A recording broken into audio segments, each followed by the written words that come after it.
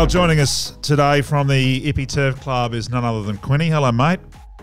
How are we, gentlemen? What a weekend to wrap up the Winter Carnival here in Brisbane, boys. Oh, I'm talking through my kick. I'm glad you phoned me. I can't afford my phone bill. I've had a terrible day to wrap things up. In her time, Tracy Bartley, please. Yeah, that quaddie, I don't think too many would have got it. No. Oh, shit. And I did this usual thing where I thought I'm knocked out in the first leg. So I load up in the second leg for the treble for the last three. Vanna Girl, You Beauty, and then I can't find the Godolphin thing. Gulwa. Yeah, Terrible day. Did the same thing, mate. Actually, Shep, your tips, Shep started really, really strong. I think you had, on the front half of the card, I think he had a first and then a second and then a first and then a third. Is that right? Yeah, barefoot was a good result. Barefoot was a great result. Yeah. Paid 10s or 11s or something. Yeah, you can't knock that. Yeah, it's like Thy Kingdom Come started my day well, so I was happy with that, but it all sort of went downhill from there. Yeah, as is always the case. I said to my wife on the stairs at about 2 o'clock in the afternoon, I said, I've started strong.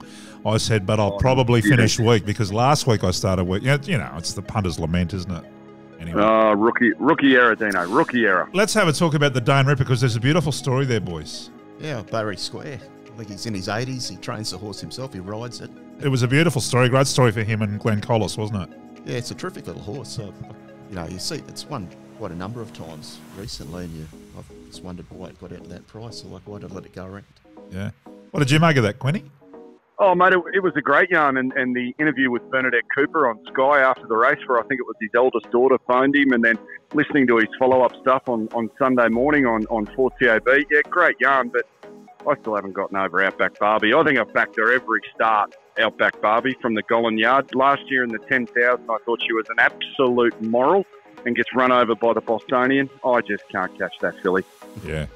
Yeah, it's tough, mate. It's thanks for joining us. It was a great weekend, and of course, we're lamenting the fact through this COVID-19 nonsense that we're not going to get to what is one of my favourite days on the racing calendar, which is, of course, the Ippy Cup. Yeah, we woke up on Saturday morning, and it was a funny feeling out here in Ipswich without having the cup. And you know, as is always the case, we seem to pray to the weather gods each year for a fine day. We woke up Saturday morning. It was a beautiful day, but not to be. No cup this year, but we're not the only race club that have lost their feature days. I mean, the Sunny Coast went without. It's touch and go with a lot of the North Queensland guys if their carnival will be up and about. The Amateurs is off in Cairns, which is always a great trip. But I guess, boys, and whether we're talking about racing itself and the race clubs, or whether you're talking about your own business or indeed your family budget, with this COVID thing, there's no real playbook on how to manage it or how to get through it. No, that's right. But won't Forex breathe easy this year? They won't have to worry about losing their mascot. That was what year was that, Quinny? What year was that? Oh, it'd have to be going back 5, 6, maybe even 10 years ago. It's going back now. For people that don't remember the story, Queensland's favourite 80-year-old has been found after being kidnapped for 4 days. Mr. Forex, the 6-metre-high inflatable face of Castlemaine Perkins, was abducted last weekend during a day out at the Ipswich races. He turned up 20 kilometres away. A little worse for wear, Mr. Forex was reunited with his corporate family at the Goodna police station. After a quick checkup, he was chauffeur-driven back to Milton. The icon owes his good health to Debbie Rasmussen, who found the poor old gent lying beside Greenbank Springfield Road last night. He was rolled up in a big ball, so the policeman said that they took great care and tucked him in last night. The figurehead vanished on Saturday night after a big day out at the Ipswich Cup race meeting. This afternoon, Mr. Forex and Managing Director Ken Freer presented Mrs. Rasmussen with the company's offered reward of 40 cartons. Honestly, thank you so much for finding Mr. Forex. Everyone's been really concerned for him. The mother of 3 says she's not a beer drinker, but she's prepared to give it a try. The next time the $10,000 face of Forex decides he wants to spend a day at the track, he's going to have bodyguards for company. That was the story, Shep. He didn't end up in the car park of your old News 8. No, mate, no, it wasn't me. Did he? No, it wasn't me. No, but it turns out, though, Dino, Forex were that unhappy with the treatment of their blow-up inflatable. It's great news now that we're with CUB at the Ipswich Turf Club, and they are disappointed because this would have been their second Ipswich Cup. It has been a tough old time, but for the Ipswich Turf Club, and every club's the same, like the Cup Day is our big day.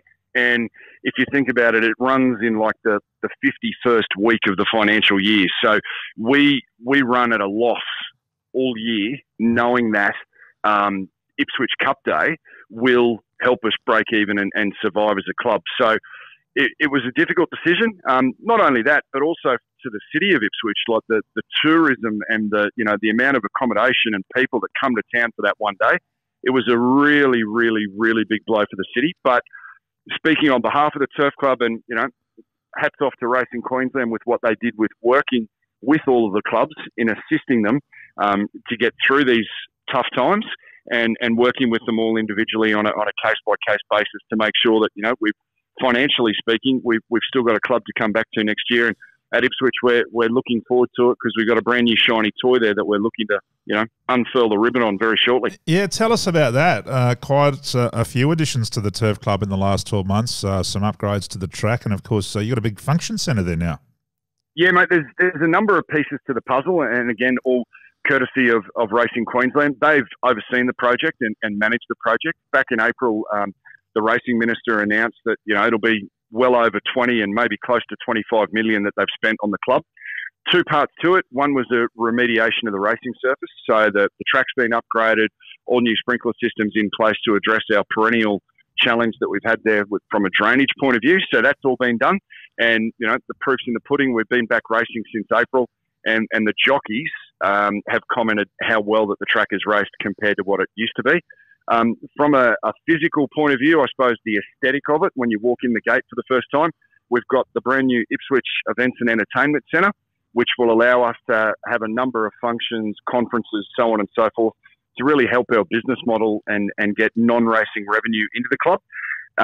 So for 6 days a week, that'll be open to the public to hire out for whatever they want to do.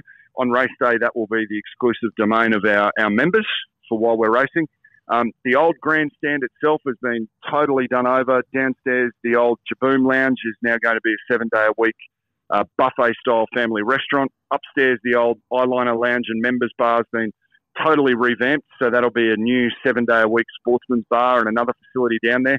But I guess for the racing participants that are listening, the main thing is on the southern side of the grandstand, so on the other side of the terrace, the opposite end from the old tie-up stalls, we've got a brand new set of tie-up stalls being built as we speak, and they'll all be ready to rock and roll for our race day on Saturday, 18th of July, weather permitting. Well, that's great news, and I guess it's another sign that racing's doing some good things for the community, because that's a piece of infrastructure that the city of Ipswich is going to come to rely on, isn't it, for income? Well, mate, it will be. Well, it is. The largest room of its size in the greater area of Ipswich. So we were, God bless our old Civic Centre that's been here since 1970-something, but she was getting a bit old and tired. We've got a brand new state-of-the-art facility there. So whether it be for large dinners, balls, forums, things like that, or we've also got the capacity to divide the room up for smaller events. But also the main thing for our long-serving and ever-patient and loyal members, it'll be a great place to watch the races, that's for sure. And what a terrific way to bring it all to a point on the 18th of July with the running of the Eyeliner and the Gay Waterhouse. So that's going to be, I guess, you're really moving your Ipswich Cup to a launch day for the new facility. Yeah, mate, that is the plan. And again, back to my earlier comments about there's no playbook on how to manage this thing. Everyone's got their own personal thoughts. The carnival was off, then it was back on.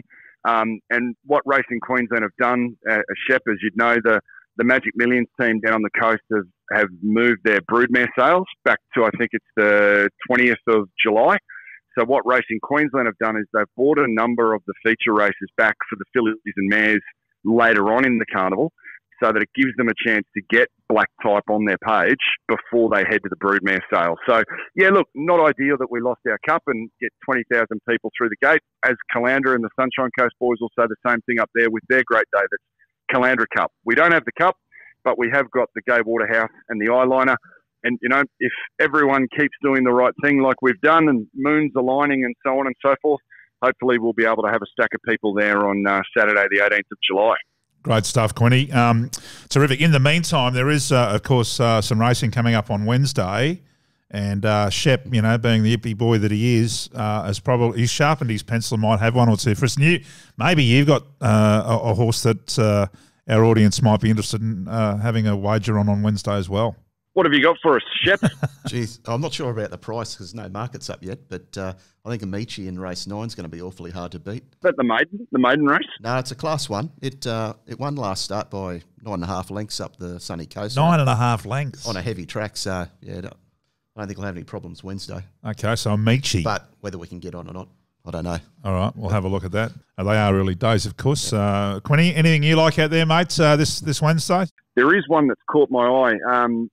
Dr. Purtle with all the Enterprise horses that race around southeast Queensland. He had Enterprise Jack in its Eagle Farm on Saturday just gone, and I thought he was a really good chance. Scratched from that, and I see he's in the noms for the Class 4 mile race 2 at Ipswich. Yeah. Race 2, number 5 on Wednesday. I'm with you there, mate. Hopefully we can claw a bit back from Saturday just gone and head to Doomben on Saturday. Ever the optimist, Quinny. I know exactly. Hope springs eternal, doesn't it?